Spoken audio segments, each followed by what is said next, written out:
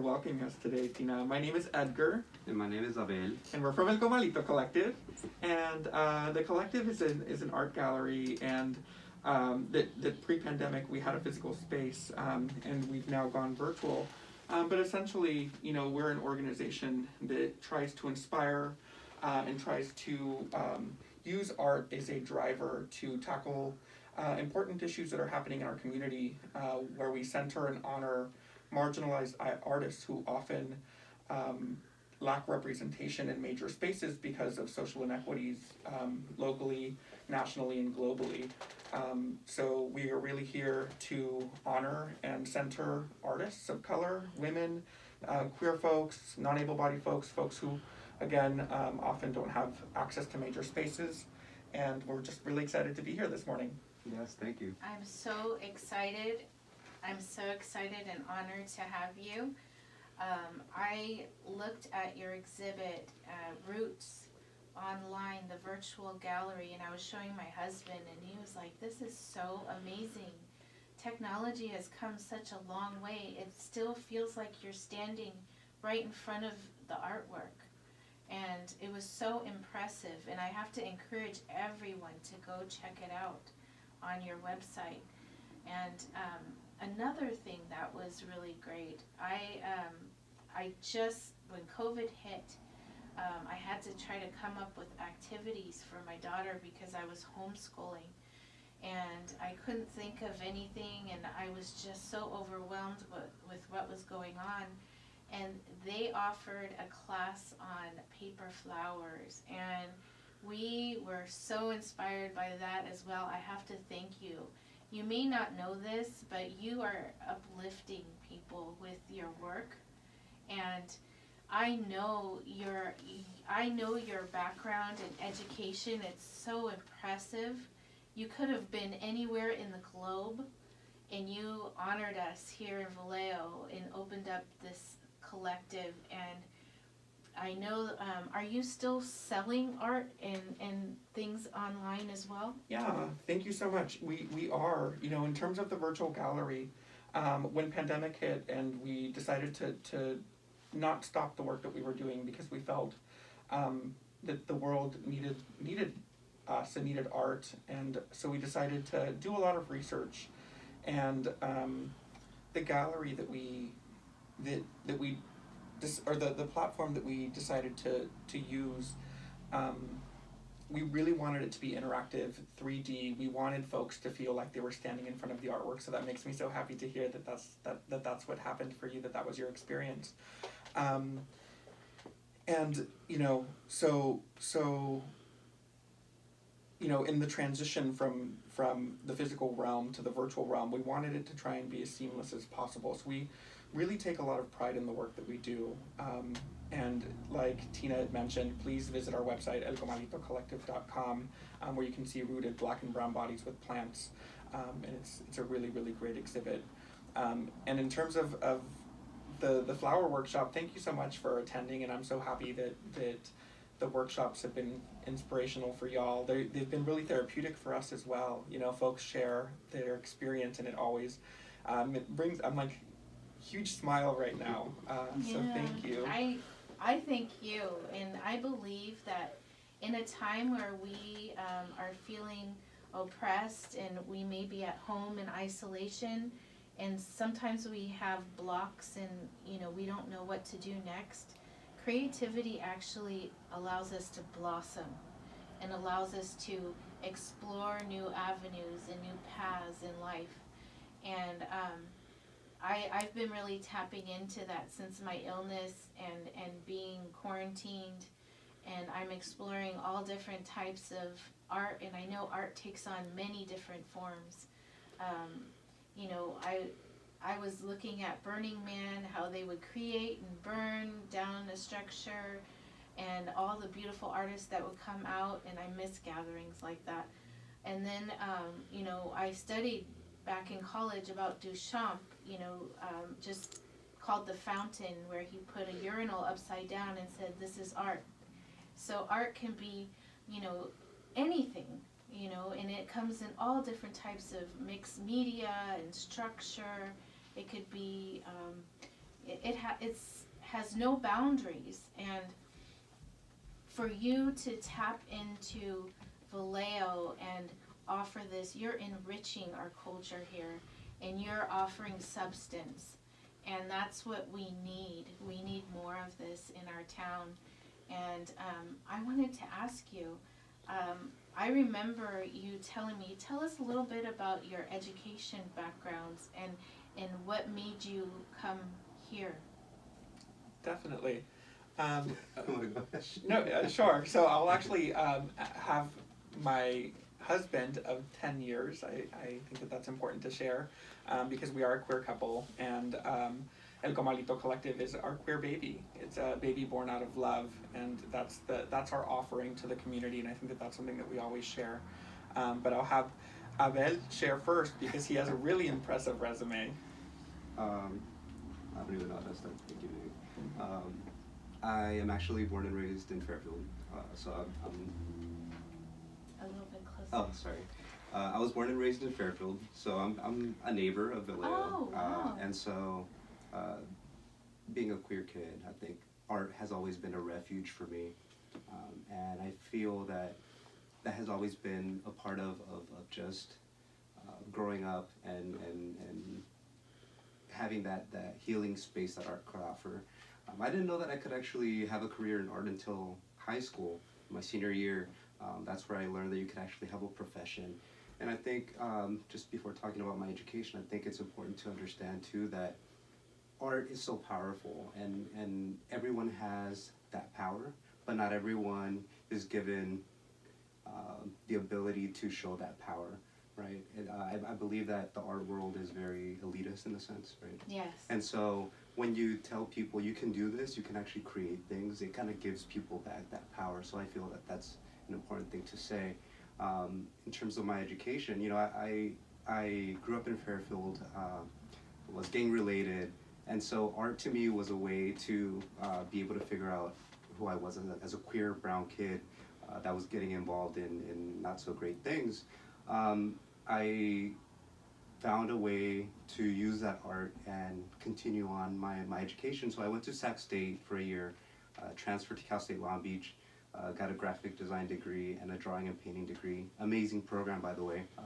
Shout out to all the Cal State Long Beach students. And from there, worked as a graphic designer, saved up some money, and applied to graduate school. I applied to 7 schools, got into 6, and Yale was one of the schools that offered me a full ride to get in there. And I think that that's another important thing to talk about, art and power. Yes. I mean, I'm very privileged just to be able to apply to go to school or to even attend school. And so after graduating, I felt like I needed to come back home, right? And really offer that space to people and to really give people those tools to be able to create their own images and the power of creation, like we were talking about earlier. And I feel like you don't need an education to create, right? Right. And so I think that that's another important thing to talk about, just to be able to I don't know, show your experience and your story, right? Yes, it's another form of documentation and history, and it's expression, but it's also, you know, part of your exploration. You're documenting the different phases of where you're at, and that is so wonderful, so wonderful. And I know you could have taught, you could have been anywhere in the globe, and you could have went commercial and made the, you know, mucho bucks, but you decided to come here, and I thank you. And if you could tell me a little bit about your background. Absolutely. He fell in love in Vallejo, and that's why he's here. Oh, okay. That's not a lie, though. You know, What that's a very beautiful true. thing. So for me, I actually don't have a background in art in terms of education. I studied at Sac State sociology and got my credentials in counseling for substance use and mental health. So I was going the counseling route. But I've always been a political activist, and for me, art took shape in terms of, or within the context of political activism. So I was the person within the organizing circle creating the posters, creating the flyers, the posters for the events. All of the poster making parties were at my place, protesting for immigrant rights, for women's rights, worked for Planned Parenthood for many, many years, and as an advocate for reproductive health. And so for me, that was kind of like the space where I learned the power of images, and that images could transcend just aesthetic and beauty, but that you could use the creation of images to make a difference in your community. And that was kind of where the love for imagery was born for me. And so I'm a self-taught artist, and I fast forward many years later, I met Abel, and who's a classically trained artist, and I think that our love for art and community work just really married well together. Yes. And therefore we ended up getting married. Oh, congratulations. Thank you. What a beautiful thing you've created, and I definitely, when I went into your workshops and I saw the murals, I felt, all the different representation on the walls. And there was one exhibit that I remember, there was different sayings and things, and there was butterflies all over, and it was just like people were allowed to blossom and be whoever they were going to be. And you reinforced that, and you welcome people. And I was telling you how hospitable and how warm I felt when I entered. Sometimes you go into galleries and it's so cold, and you enter and you don't want to touch anything, and you're very careful, and you don't get that feel, and that was the difference with your gallery, and just going in and actually feeling different people's perspectives and where they come from. Thank you for sharing that. One of the things that we talk about often, because we both come from humble families, and one of the things that we talked about right before opening was we want to make sure that everyone feels welcome when they come in, and that everyone feels represented. And so I always think about it in terms of like my monolingual Spanish-speaking mom, who even when I've shown at professional galleries, has been shy about even attending because of the atmosphere, and the questions come up of like, what do I wear, what do I do, I can't even communicate, and there's that level of discomfort that often arises within white cube spaces, white galleries, in terms of like that white cube. And one of the things that we talked about was wanting to make sure that every show we did, that folks felt represented and reflected with the work that was on the wall, and that when they came in they felt like they belonged. And so we really strived to make that happen. So before every show we would look at each other and we would be like, if my mom came, or if your mom came, would she feel comfortable? And if the answer was no, then we needed to do work to make that happen. And Yes. if the answer was yes, then we had done our job for that exhibit.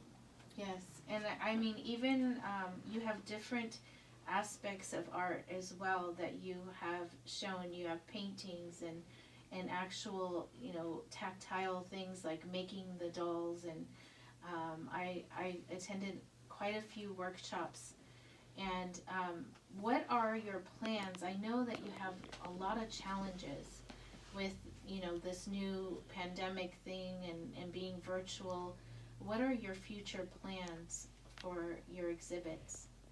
Thank you so much. I think that to keep going, I think that the biggest issue and the biggest roadblock tends to be funding, because all of the workshops, or the majority of the workshops that we offer, are free to the community, and that's kind of our goal, because we want to make art accessible.